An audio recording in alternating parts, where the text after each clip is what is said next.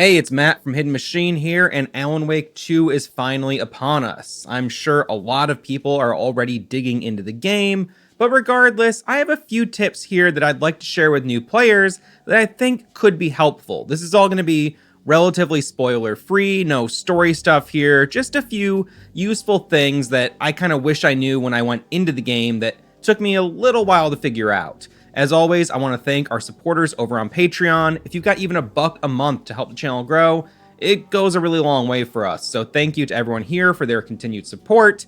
And if you want to get involved, there's a link down below. There's also a link to the Hidden Machine Discord, where we've got a Alan Wake 2 spoiler-friendly channel. You can go there and talk about the game with some other passionate Remedy nerds. And it's a little less hectic than some of the bigger official servers are right now. So anyway, that's it. I just want to get some tips out to you. Let's get into the video. Alan Wake 2 has a sizable amount of documents to find, and you can review these almost any time by visiting your Mind Place or the Writer's Room.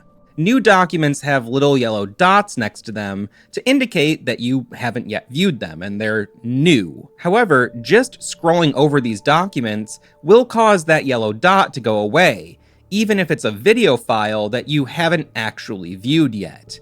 This is also how documents worked in Control, and to be honest, it was really difficult for me to deal with in that game.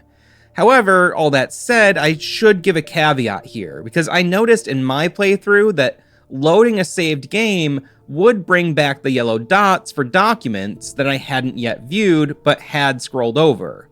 Not all of them, but most of them. So I don't know if this is intentional or not. I might just file a bug report, but my advice would be to just wait and scroll through this stuff once you're ready to actually take the time to view your new documents. Survival horror games force players to scavenge for healing items and ammo, and combat situations where you only have a few bullets on hand can be a pretty common occurrence. Thankfully, you're never going to be that far from ammo and other supplies. In the game, there are containers. These are literally marked on your map as containers. These containers are dynamic and will usually fill up with whatever items you're currently in need of.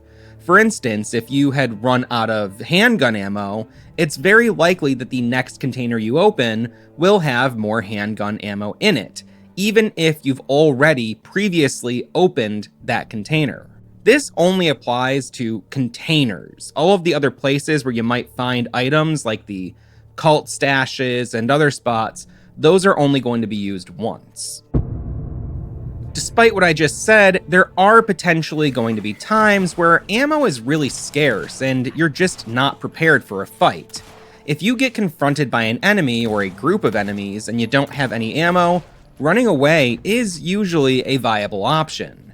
Enemies will chase you for quite a while, and some of them will throw projectiles at you or try to flank you as you run, but if you can make it to a safe haven, you'll have a moment to recoup, and if you eventually make it to a safe room, the enemies will usually clear out by the time you go back outside.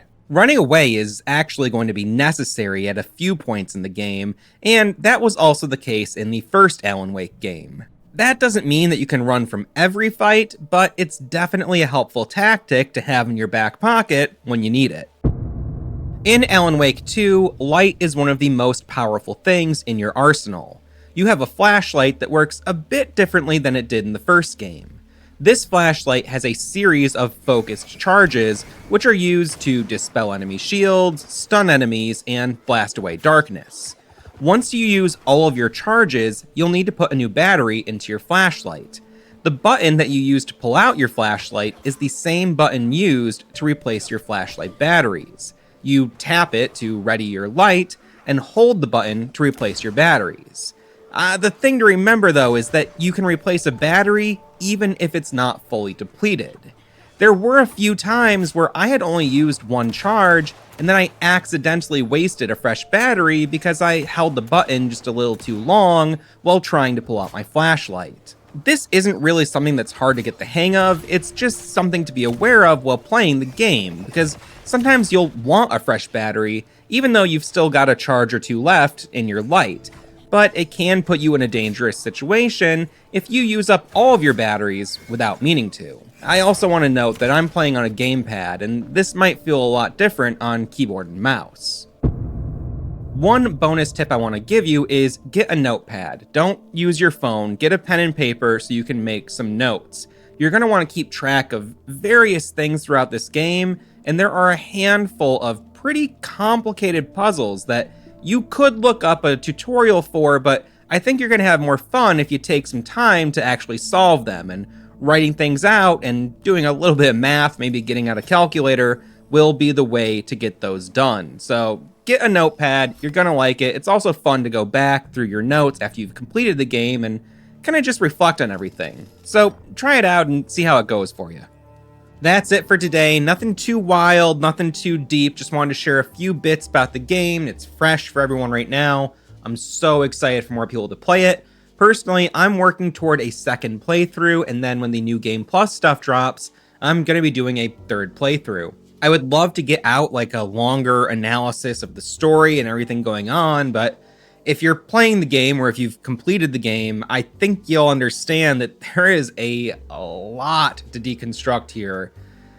It is working on many different levels, and it's a lot to kind of unpack. And I watched someone stream the game last night and saw some stuff from the beginning that, given the context I had at the end of the game, I had completely forgotten about some of the things I saw. So, I mean, there's so much to cover, and the narrative is going to expand with the new Game Plus. So we don't even really have the full picture yet. But I am going to be doing some more Alan Wake 2 spoilery kind of content with some other creators. We've got a few different, discussions and things going on, so stay tuned. There will be more talk about the game and plenty of other games as well. Don't think of us as just the Remedy channel, okay? Even though, what can I say? People like the Remedy stuff, and I can't blame them. It is really good, and it's a really good time to be a Remedy fan. So, hope you enjoyed this. If not, oh well, can't please everyone. See ya.